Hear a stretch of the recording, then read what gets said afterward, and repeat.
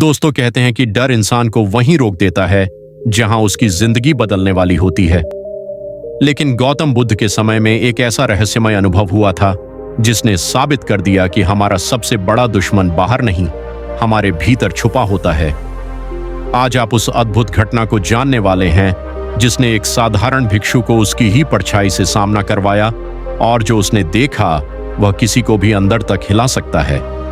आगे बढ़ने से पहले अगर आप भीतर की सच्चाइयों को समझना पसंद करते हैं तो चैनल सब्सक्राइब जरूर करें। एक बार गौतम बुद्ध अपने मठ में ध्यान में बैठे हुए थे, पर उसी मठ में एक शिष्य था, तिष्य, जिसके मन में शांति से ज्यादा बेचैनी थी। तिष्य को कई दिनों से रात में अजीब अजीब आवाजें सुनाई दे रही थीं। कभी कदमों की हल्की गूंज, कभी पत्तों की रहस्यमयी सरसराहट, और कभी ऐसा लगता था जैसे कोई धीरे से उसका नाम लेकर फुसफुसाया हो।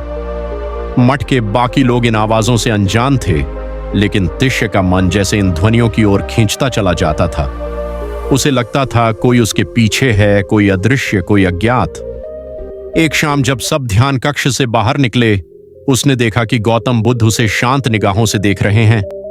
बुद्ध ने सिर्फ एक ही वाक्य कहा, तिष्य, तुम्हारे भीतर कुछ अस्थिर है। तिष्य तुरंत समझ गया कि बात उसकी आंखों तक पहुंच चुकी है। वह सिर झुकाकर बोला, भगवान, मुझे किसी अनजानी उपस्थिति का एहसास होता है, जैसे कोई परछाई मेरे पीछे चल रही हो। मैं समझ नहीं पाता कि वह क्या है। बुद्ध कुछ क्षण चुप रहे, फिर बोले, जिससे तुम भाग रहे हो सकता है वह तुम्हारा पीछा ही न कर रहा हो सकता है तुम उसे अपने भीतर लेकर चल रहे हो। तिष्य हक्का बक्का रह गया। बुद्ध ने आगे कहा, अगर किसी दिन तुम चाहो तो अपने डर से मिलना। यह वाक्य तिष्य के मन में एक घड़ी की टिक टिक की तरह गूंजने लगा। डर से मिलना? कैसे? कौन देता है ऐसा निर्देश? रात हुई तो वह अपने बिस्तर में लेटा सोचता रहा। तभी फिर वही आवाज, बहुत धीमी, किसी टूटी शाख जैसी, फिर एक फुसफुसाहट, और फिर उसके कदमों के समानांतर चलती हल्की ध्वनि। तिष्य बेचैन होकर उठा और बाहर निकल गया। मठ के चारों ओर बहुत गहरा अंधेरा था।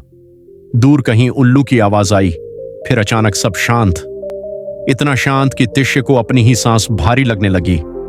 वह धीरे धीरे जंगल की ओर बढ़ा। उसे खुद नहीं पता कि वह क्यों जा रहा था। किसी रहस्यमयी खिंचाव की तरह उसके कदम खुद चल पड़े थे। पेड़ों की शाखाएं ऊपर जुड़कर एक अंधेरा गलियारा बना रही थीं। उसी गलियारे के बीच तिष्य को अचानक लगा कोई उसके बिल्कुल पीछे है। उसने बिना घूमे कहा, कौन है? उत्तर में सिर्फ सन्नाटा।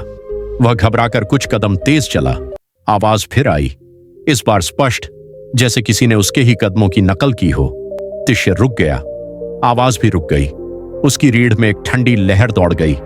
यही आवाज, यही एहसास, यही उपस्थिति उसे दिनों से परेशान कर रही थी। लेकिन आज पहली बार उसे लगा कि भागने से कुछ नहीं होगा। उसने हिम्मत जुटाई और कहा, अगर तुम हो तो सामने आओ। एक पल, दो पल, फिर अचानक हवा तेज चली। पेड़ों की टहनियां जोर से हिलने लगीं। पत्तों की बारिश उसके चारों ओर गिरने लगी। कहीं दूर एक सूखी शाख छटकी, जैसे किसी ने पैर रखा हो। तिष्य की सांस अटक गई। उसे ऐसा लगा कि अंधेरे में कोई खड़ा है, कोई धुंधली आकृति जिसे वह साफ साफ देख नहीं पा रहा था। वह नजदीक गया और कुछ कदम पीछे रहकर ठहर गया। उस धुंधले साए ने एक कदम उसकी ओर बढ़ाया। तिष्य का दिल इतनी तेज धड़कने लगा कि मानो बाहर छलांग मार देगा। उसे पहली बार लगा ये उसका पीछा कोई साधारण चीज नहीं कर रही, यह कुछ और है, कुछ जिसे वह समझ नहीं सकता, कुछ जो शायद इंसान भी नहीं। उसने कांपते हुए कहा, तुम कौन हो? साया ठहरा रहा, फिर धीरे धीरे पीछे हट गया और जंगल की गहराई में घुल गया। तिष्य वहीं बैठ गया। उसके शरीर से पसीना टपक रहा था। वह समझ नहीं पा रहा था कि यह स्वप्न था या वास्तविक। सुबह जब वह मठ लौटा, बुद्ध ने बिना पूछे कहा, जिससे तुम मिले वह तुम्हारा अपना ही प्रतिबिंब था, जिसे तुमने वर्षों से मन में पाल रखा है। तिष्य को लगा वे सिर्फ अनुमान लगा रहे हैं।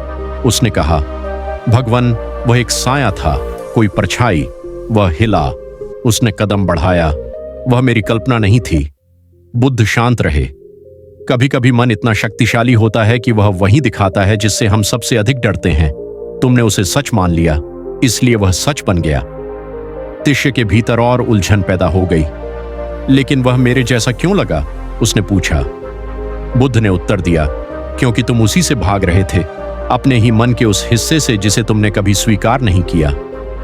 तिष्य को पहली बार एहसास हुआ कि उसका डर सिर्फ एक भाव नहीं, एक जीवित छाया की तरह उसके साथ खड़ा था कई वर्षों से। बुद्ध ने निर्देश दिया, आज रात फिर जाना, लेकिन इस बार भागना नहीं, जो दिखे उसे निकट से देखना।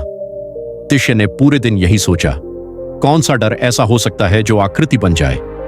उसने ध्यान लगाने की कोशिश की, पर वही धुंधला चेहरा, वही परछाई उसकी आंखों के सामने घूमती रही। रात फिर आई, जंगल फिर उतना ही शांत, हवा में फिर वही गंध, नमी, मिट्टी और कुछ अनजाना। तिष्य उसी स्थान पर पहुंचा जहां पिछली रात था। उसने गहरी सांस ली और आंखें बंद कर लीं। उसे लगा उसके पीछे कोई खड़ा है। उसने पलटकर नहीं देखा, वह सिर्फ बोला, आज मैं तुमसे भागूंगा नहीं। एक धीमा कदम, फिर दूसरा, जैसे कोई बहुत हल्के पैरों से उसकी ओर बढ़ रहा हो। तिष्य की सांस भारी हो रही थी, लेकिन वह नहीं हिला। अचानक उसे लगा कोई बिल्कुल पीछे है, इतना पास कि उसकी सांस महसूस होने लगे।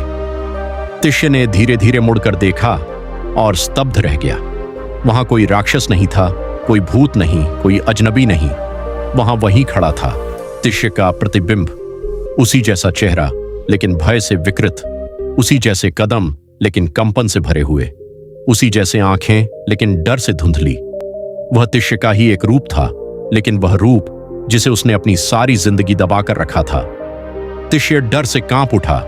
वह प्रतिबिंब बोला नहीं, बस उसे देखता रहा, जैसे कह रहा हो, मैं तुम ही हूं जिसे तुमने स्वीकार नहीं किया। तिष्य की आंखें भर आईं। वह खुद से कब तक भाग रहा था। वह जमीन पर बैठ गया। उसने धीरे से कहा, मैं तुम्हें स्वीकार करता हूं, तुम मेरा हिस्सा हो। जैसे ही ये शब्द निकले, वह धुंधला प्रतिबिंब धीरे धीरे टूटने लगा, धुएं की तरह, और फिर हवा में खो गया। तिष्य ने पहली बार हल्कापन महसूस किया, जैसे वर्षों का बोझ अचानक उतर गया हो। अगली सुबह बुद्ध ने उसे देखा। अब तुम समझ गए कि डर कहां था?